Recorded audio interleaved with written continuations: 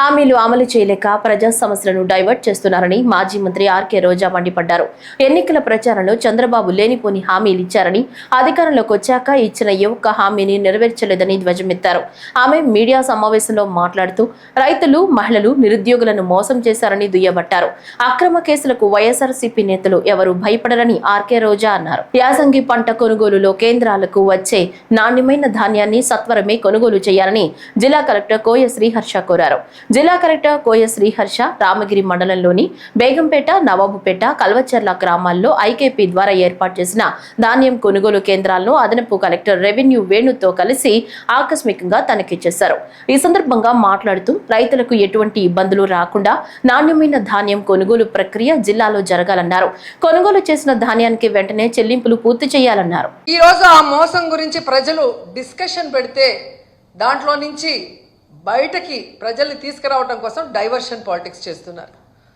ఎంత దురదృష్టం అంటే ఈ కూటమి ప్రభుత్వం అధికారంలోకి వచ్చాక ప్రజల ఆరోగ్యాన్ని గాలికి వదిలేశారు. ఆరోగ్యశ్రీని ఏ విధంగా నిధులు ఇవ్వకుండా పొమ్మనకుండా పొగబెట్టినట్టు ఈరోజు హాస్పిటల్స్ ఆరోగ్యశ్రీ కింద చేయడానికి సుముఖంగా లేకుండా చేసింది ఈ ప్రభుత్వం కాదా? అలాగే అమ్మఒడిని ఎగ్గొట్టి ఈరోజు పేద పిల్లల్ని చదువుకు దూరం చేస్తున్నది వీళ్ళు కాదా?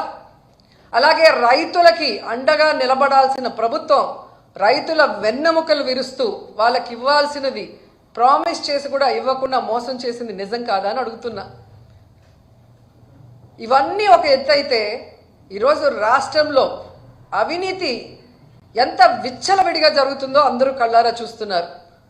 అది ఇసుక కానీ, అది మైనింగ్ కానీ, ల్యాండ్స్ కానీ, ఏది చూసినా లిక్కర్ కానీ విచ్చలవిడిగా వాళ్ళు దోపిడీకి, అవినీతికి తెరలేపి వాటి మీద ప్రజలు దృష్టి పెట్టకుండా ఈరోజు తప్పుడు సాక్ష్యాలతో బురద చల్లుతూ కొంతమందిని టార్గెట్ చేసి ఎలా అరెస్ట్ చేస్తున్నారో మనం కళ్ళారా చూస్తున్నాం. నిజంగా ఇది ఎంత సిగ్గుచేటో ఒకసారి అందరూ కూడా ఆలోచించాలి. ఈరోజు ఇంటెలిజెన్స్ చీఫ్గా పనిచేసిన పిఎస్ఆర్ ఆంజనేయులు గారిని అరెస్ట్ చేసి తీసుకురావడం చూస్తుంటే డైవర్షన్ డర్టీ పాలిటిక్స్కి పరాకాష్ట. అంటే ఈ కూటమి ప్రభుత్వం ఎంత దిగజారిపోయిందో ఇక్కడ స్పష్టంగా అర్థమవుతుంది. పోలీసులు గుర్తుపెట్టుకోవాలి, ఈరోజు లోకేష్ చంద్రబాబు నాయుడు మాటలు విని రెడ్ బుక్ రాజ్యాంగాన్ని అమలు చేస్తున్న పోలీస్ ఆఫీసర్సు ఇది మీరు అర్థం చేసుకోవాలి. తప్పు చేయని ఆంజనేయులు గారిని ఈ విధంగా అరెస్ట్ చేసి ఆయన్ని హ్యూమిలేట్ చేస్తూ అవమానపరుస్తుంటే తప్పు చేసిన మిమ్మల్ని చట్టం ముందు నిలబెట్టి మీకు బుద్ధి చెప్పే రోజు దగ్గరలో ఉంది. కాబట్టి అలాంటి తప్పులు చేయకుండా మీ పని మీరు కరెక్ట్గా చేయమని కూడా ఈ సందర్భంగా తెలియజేసుకుంటున్నాను.